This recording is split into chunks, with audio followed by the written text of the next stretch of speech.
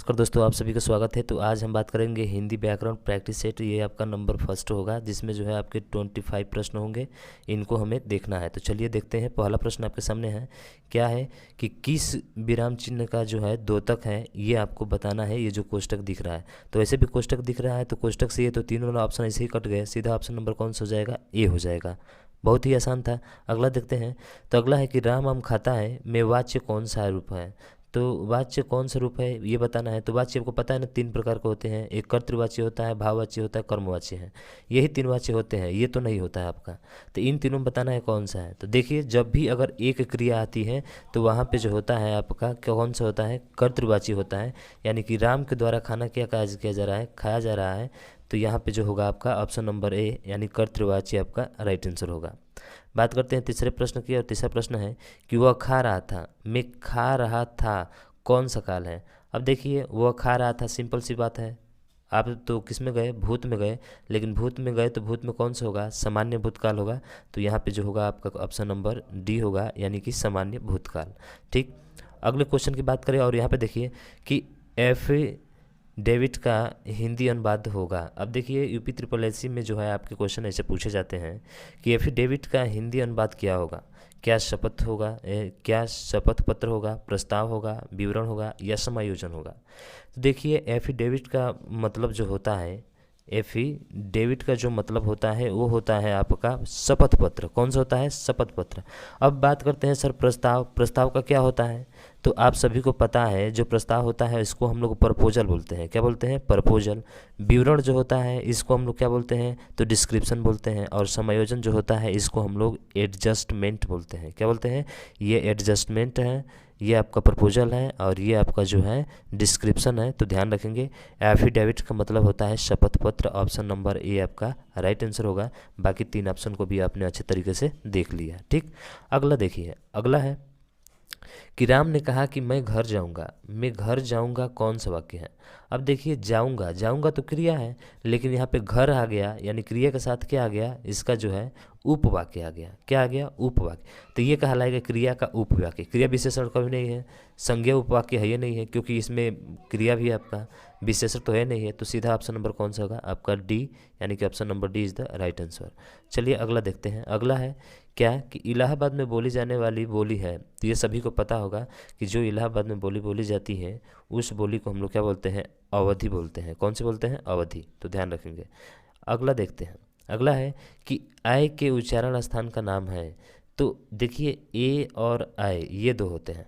तो ये पता होना चाहिए कि ये जो होते हैं किससे मिलकर बना होता है। ए जो होता है अ आप प्लस जो है ई से मिलकर बना होता है। तो अ को कंठ से बोलते हैं और ई को तालु से। तो कंठ और क्या हो गया? तालु हो गया। तो कंठ तालव्य बन गया। इसका मतलब है ऑप्शन नंबर कौन सा होगा? आपका डी होगा। अगर आपको ये पता है, हमने प्रैक्टिस भी इसकी कराई है टॉपिक वाइज, आप जाकर देख सकते हैं वहाँ पे। ठीक है। तो भाई उसका बहुत ही बड़ा फ़ायदा होने वाला है। जो प्रैक्टिस हमने कराया है वो सभी क्वेश्चन आपको इसमें प्रैक्टिस सेट में मिलेंगे। ठीक। टॉपिक वाइज पूरा कंप्लीट कराया है, देखना जाकर। अगले क्वेश्चन की बात करें, तो अगला क्वेश्चन यहाँ पे देखेंगे कि उड्डयन का संधि विच्छेद होगा। संधि तो इतना अच्छे तरीके से कराया है कि पूछना ही नहीं है। तो उड्डयन जो संधि है इसमें संधि विच्छेद होगा तो क्या होगा? तो देखिए, उड्डयन जो होता है उत धन दयन होगा। क्या होगा? उत धन दयन। अब जब भी त और द के बाद से उत धन डयन, ठीक है, द यहाँ पे जो होगा ड होगा, उत धन डयन। यानी कि जब भी त और द के बाद से ड आता है, ठीक है, त और द आता है, तो उसका जो आपका हो जाता है, क्या हो जाता है? तो वो हो जाता है आपका व्यंजन संधि। कौन सी संधि होती है? व्यंजन संधि। क्योंकि तो इसमें कौन सा ऑप्शन होगा अगर बात किया जाए ऑप्शन का? तो उत धन डयन। क्या होगा? उत धन डयन। ये आपका बन जाएगा क्या? उड्डयन बन जाएगा। क्या बन जाएगा भाई साहब? उड्डयन बन जाएगा। तो देखिए ऑप्शन नंबर कौन सा है?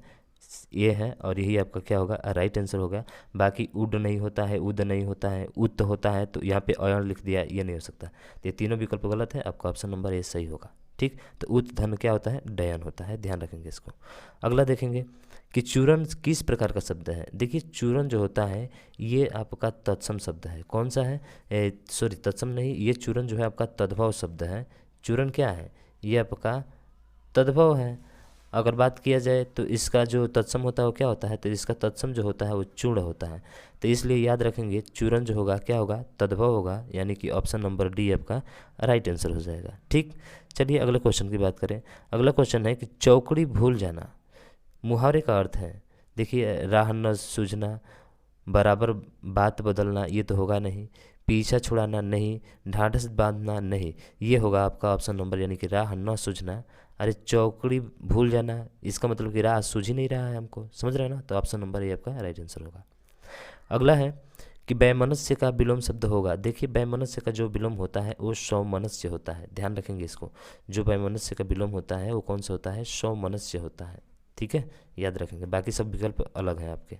अगला देखते हैं, और अगला है ये कि जस दुल्ह तस बनी बराता, कहावत का अर्थ है। अब देखिए, बहुत अच्छा कहावत है, जस दुल्ह तस बनी बराता। इसका मतलब क्या है सर, कि अपनी योग्यता से अधिक बातें करना, जैसे खुद वैसे साथी, किसी की चाल को अच्छी तरह जानना, अच्छे बुरे को समझना। तो यहाँ पे देखिए कि जस दुल्हा, अरे जैसा दुल्हा था वैसी बनी बाराती, जैसे दुल्हा था वैसे बाराती भी चल रही थी, यानी कि जैसे आप हैं आप वैसे ही आपके क्या है, साथी। तो इसका मतलब है कौन सा, ऑप्शन नंबर बी, जैसे खुद वैसे साथी। समझ रहे हैं ना, जैसे खुद वैसे क्या होगा, साथी हो जाएगा। है समझ में? हाँ, तो ये आप याद रखेंगे, इसको ध्यान देंगे, ठीक है ना।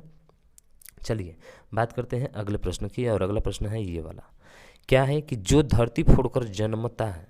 अब देखिए, बहुत ही बढ़िया प्रश्न पूछा हुआ है कि जो धरती फोड़कर जन्मता है उसे क्या कहा जाता है, स्वयंभू कहा जाता है, जरायुज कहा जाता है, जन्मजात कहा जाता है, और उद्भिज कहा जाता है। तो ये बड़ा कॉम्प्लिकेटेड आपका क्वेश्चन बन जाता है, ठीक है। तो ध्यान रखेंगे, आप इसको याद रखिएगा, इसका जो ऑप्शन नंबर डी है यही आपका सही होगा, उद्भिज कहा जाता है। क्या कहा जाता है, उद्भिज, ये आपका उद्भिज होता है। अब स्वयंभू, जन्मजात और जरायुज, तो यहाँ पे एक जो आया है जरायुज आया है, तो ये ध्यान देना, जब माँ के गर्भ से कोई उत्पन्न होता है तो जो खेड़ी होती है उसमें जो लिपटा होता है वो उसमें से जो जन्म लेता है उसको जरायुज बोला जाता है, ठीक है ना। तो आप ध्यान रखेंगे, तो इसको आप ध्यान रखेंगे अच्छे से, ठीक है ना, ये भी महत्वपूर्ण है जरायुज आपका। अगला देखिए, अगला क्या है कि पृष्ठांकन का अंग्रेजी अनुवाद होगा। क्या गजब का दिया है। अब देखिए, अमेंडमेंट आप जानते हैं कि यह संविधान में हमारा संशोधन होता है। वेरिफिकेशन जो सत्यापन होता है उसको वेरिफिकेशन कहते हैं हम लोग। उसके बाद से इंडोर्समेंट, उसके बाद से क्या है आपका यहाँ पे, तो यहाँ पे सर जो है इंडोर्समेंट होता है।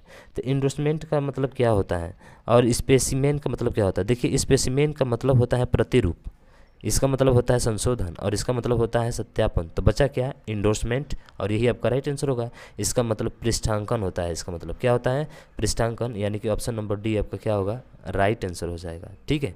तो इन सब की अंग्रेजी पता होना चाहिए, कैसे ऐसे भी आपके प्रश्न पूछे जाते हैं यूपी ट्रिपल एससी वाले में, ठीक है ना, तो इसको विशेष ध्यान दीजिएगा। चलिए अगले क्वेश्चन की बात करें, और अगला क्वेश्चन आपके सामने ये रहा, क्या है कि इनमें मुक का अनगार्थी शब्द कौन सा नहीं है।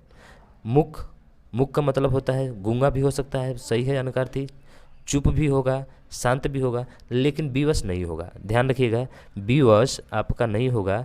जो विवश का आशय होगा, वो विवश का जो आशय होता है वो बाध्य से है। किसे है भाई साहब, विवश का आशय जो है वो आपका बाध्य से है, यानी कि ये विकल्प जो होगा आपका अलग होगा, और यही पूछा है कि नहीं है, तो ऑप्शन नंबर डी आपका राइट आंसर हो जाएगा। अगला देखिए, अगला है कि राम की गाय चरती है, वाक्य में कौन सा कारक है। तो देखिए, जब भी कारक पहचानना है तो यहाँ पे ज़रा ध्यान दीजिएगा, जो हमारा कर्ता कारक आप जानते हैं, कर्ता ने आता है इसमें, या ने रहित भी आता है, प्रसर्ग रहित भी आता है। कर्म को आप जानते हैं, संबंध का की के, ठीक है, का की के, अधिकरण में पर पे, ठीक है। तो इसका मतलब है कि का की के आया है, तो राम की आया है। यार ऐसे भी देखिए ना, क्या चराता है कौन, कैसे चराता है, क्या चराता है, गाय चराता है कौन, तो राम चराता है। तो राम का जो संबंध है वो किससे है, तो गाय से संबंधित है। तो इसका मतलब है कि यहाँ पे जो है हमारा संबंध बता रहा है, और संबंध बताएगा तो ऑप्शन नंबर कौन सा हो जाएगा, सी, संबंध का रखा है यहाँ पे। तो ये तो बड़ा आसान है, ठीक है। चलिए अगले देखते हैं प्रश्न, ये है कि वो बहुत अच्छा लड़का है, में वह कौन सा सर्वनाम है। अरे वह बहुत अच्छा लड़का है, अब बहुत अच्छा लड़का है, इसका मतलब है क्या निश्चितवाचक सर्वनाम है, संबंध बता रहा है, अनिश्चयवाचक है या निजवाचक है। तो यहाँ पे देखेंगे तो आप जो है क्या आंसर हो सकता है इसका, तो देखिए अनिश्चयवाचक तो होगा नहीं, निजवाचक जो खुद का जो स्वयं होता है, तो बहुत अच्छा बोला है, स्वयं तो आया नहीं है, ये भी नहीं होगा। संबंध, संबंध तो बता नहीं रहा है कि भाई तुम्हारे साथ मेरा ये संबंध है, इसका मतलब है कि ऑप्शन नंबर ए आपका निश्चयवाचक सर्वनाम होगा। आप ऐसे ऑप्शन को तोड़कर बता सकते हैं इसका आंसर। ठीक, अगले क्वेश्चन की बात करें, और अगला क्वेश्चन ये है कि अनुमान का विशेषण होगा। तो देखिए अनुमान का विशेषण, अनुमानक ये कोई शब्द नहीं होता है, अनमित ये भी नहीं, अनुमित ये भी नहीं होता है, यानी कि अनुमानित होगा। क्या होगा? अनुमानित जो होगा अनुमान का विशेषण होगा। ठीक, अब देखिए अगला, अगला क्या है? तो अगला है कि जब पानी बरसता है तब मेढक बोलते हैं, में जब पानी बरसता है कौन सा उपवाक्य है? अब देखिए जब पानी बरसता है, पानी क्या होता है? जब पानी बरसता है, तो यहाँ पे तो देख रहे हैं कि बोला है कि जब पानी बरसता है, तो ध्यान रखिएगा जब पानी बरसता है इसका मतलब कि क्रिया की क्या बता रहा है? विशेषता बता रहा है। तो यहाँ पे क्रिया विशेषण है, लेकिन जो है ये इधर की तरफ आया है जब पानी बरसता है, और ये जो आपका उधर चिन्ह लगे हुए हैं यहाँ पे, तो यहाँ पे जो होगा हमारा वो होगा आपका क्रिया विशेषण। तो क्रिया विशेषण इसमें नहीं, इसमें नहीं, क्रिया उपवाक्य है तो क्रिया उपवाक्य नहीं होगा, विशेषण होगा। तो इसका मतलब है ऑप्शन नंबर सी आपका राइट आंसर हो जाएगा। तो ध्यान रखिएगा पानी बरसता है क्रिया विशेषण उपवाक्य है यहाँ पे। ठीक, अगला है क्या है कि इनमें से स्वर्ग का परिवाची कौन सा नहीं है? आपको पता होना चाहिए स्वर्ग का पर्यायवाची क्या होता है। तो देखिए स्वर्ग का परिवाची आपको बता दें कि गौ भी होता है, ठीक है, नाक भी होता है, त्रिदिव भी होता है, ठीक है, त्रिदिव नहीं होता है, त्रिदशालय होता है, त्रिदिव नहीं होता है, यानी कि ऑप्शन नंबर बी आपका क्या होगा? राइट आंसर होगा। बाकी ये तीनों आपके स्वर्ग के पर्यायवाची शब्द होते हैं। कौन कौन से? तो ये वाला भी होता है, गौ भी होता है, नाक भी होता है, लेकिन त्रिदिव ये जो आपका पर्यायवाची शब्द नहीं होता है स्वर्ग का, आप इसको याद रखेंगे। क्या करेंगे? याद रखेंगे। और भी पर्यायवाची शब्द जानना चाहेंगे तो और भी इसके होते हैं, जैसे कि देवलोक भी दे देता है, देवलोक भी किसका पर्यायवाची है? तो आपका किसका है? स्वर्ग का ही पर्यायवाची शब्द है, ठीक है। उसके बाद से बैकुंठ भी बोल दिया जाता है। क्या बोला जाता है? बैकुंठ, बैकुंठ भी किसका है? तो सर बैकुंठ भी है इन्हीं का, किसका? स्वर्ग का ही पर्यायवाची शब्द है। उसके बाद से सूरपुर भी इनका ही पर्यायवाची है, ठीक है ना। तो ध्यान रखेंगे इसको। चलिए अगले देखते हैं। अगला है कि महादेवी वर्मा को किस पुस्तक पर ज्ञानपीठ पुरस्कार मिला?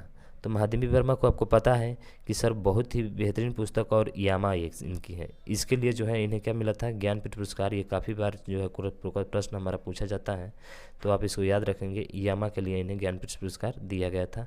और बात करें जो है इनके बारे में महादेवी वर्मा के, तो इनकी और भी रचना है। एक निहार है, ठीक है, इनकी रचना क्या है? निहार भी रचना है इनका, रश्मि भी है, ध्यान रखेंगे, ठीक है। रश्मि, निहार है, संध्या गीत है, सांध्य गीत भी इन्हीं की रचना है। तो इनकी कुछ रचनाओं के नाम भी आपको पता होना चाहिए। अब देखिए पूछा है सुमित्रा में प्रत्यय होगा, तो प्रत्यय का मतलब क्या होता है? सर जो अंत में जुड़ता है, जो अंत में जुड़ता है वही प्रत्यय होता है। तो अंत में क्या जुड़ा? तो आ जुड़ा, यानी कि आ प्रत्यय है, और आ प्रत्यय किसमें है? ऑप्शन नंबर ए में है। तो यही आपका क्या होगा? राइट आंसर होगा। समझ रहे हैं ना। अगर पूछा जाए कि इसमें उपसर्ग कौन सा है, तो देखिए उपसर्ग जो है इसमें सु है, सु उपसर्ग है। अब मित्र, मित्र शब्द जो है ये मूल शब्द है, और इसमें जो आ दिख रहा है ये क्या है? आपका उपसर्ग है। तो इसलिए ऑप्शन नंबर ए आपका राइट आंसर हो जाएगा। 23वें प्रश्न की बात करें तो इसमें जो दिया है कि साकेत महाकाव्य के रचयिता हैं, पूछ रहा है कि साकेत महाकाव्य के जो रचयिता हैं वो आपके कौन हैं, ठीक है। तो देखिए साकेत बहुत ही महत्वपूर्ण और सबसे ज़्यादा पूछा जाने वाला ये भी है। तो ये है मैथिली शरण गुप्त का है, ठीक है। किसका है? मैथिली शरण गुप्त का है, जिनका नाम अगर इनका उपनाम भी कभी कभी पूछ लेता है तो ध्यान रखिएगा। मैथिली शरण गुप्त का जो उपनाम है वो है आपका रसिकेंद्र। क्या है? इनका जो उपनाम पूछ ले तो वो है आपका रसिकेंद्र। क्या नाम है? रसिकेंद्र, याद रखेंगे, ठीक। चलिए अगले क्वेश्चन की बात करें, और 24वां ये रहा। क्या है कि जो कभी लोकप्रिय होता है उसका सम्मान सभी करते हैं, इस वाक्य का सरल वाक्य होगा। तो देखिए सरल वाक्य बनाना है, सीधा सीधा बनाना है। तो जो कवि होते हैं वे लोकप्रिय होते हैं, नहीं ये नहीं होगा। लोकप्रिय कवि का सम्मान सभी करते हैं, हाँ ये बहुत अच्छा है। लोकप्रिय कवि का सम्मान सभी करते हैं, ये इसका क्या होगा? सरल वाक्य हो जाएगा। यानी कि सीधा ऑप्शन नंबर कौन सा होगा? बी। फिर आगे जाने की आपको ज़रूरत ही नहीं है। आया समझ में? तो सरल वाक्य बनाना है, बहुत आसान था ये। अगला देखिए, और ये लास्ट प्रश्न है कि सरासर में कौन सा समास है? अब देखिए सरा और सर, यानी कि जो पहले शब्द में जुड़ता है, जिस पहला शब्द क्या होता है? प्रधान होता है। तो जो पहला शब्द प्रधान होता है, बाकी सभी पद क्या होते हैं? अव्यय होते हैं। उसे हम लोग अव्ययी भाव समास कहते हैं। और इसमें कौन सा समास है? अव्ययी भाव समास है। द्वंद्व में जानते हैं आप लोग, द्वंद्व में पता है ना? तो द्वंद्व पता है, द्विगु पता है, तत्पुरुष पता है, ठीक है। तो इनमें से तो ये तीनों में से तो कोई दिख ही नहीं रहा है, समझ रहे हो ना। द्वंद्व में और आता है जैसे माता और पिता, द्विगु में आता है संख्यावाचक जैसे कि 2 3 4, समझ रहे हो ना। और तत्पुरुष में आता है जैसे कि तत्पुरुष समास हो गया आपका, ठीक है। तो तत्पुरुष में आता है कर्ता, कर्म, कर्म कारक, संप्रदान, समझ रहे हैं ना, संप्रदान तत्पुरुष समास, तो ये सब होते हैं। तो मुझे आशा है कि ये 25 क्वेश्चन हमने आपको कराए और ये 25 क्वेश्चन आपको अच्छे से समझ में आ गए होंगे। तो इस वीडियो को आप ज़्यादा से ज़्यादा शेयर कीजिएगा। आज के लिए बस इतना ही। जय हिंद, जय भारत।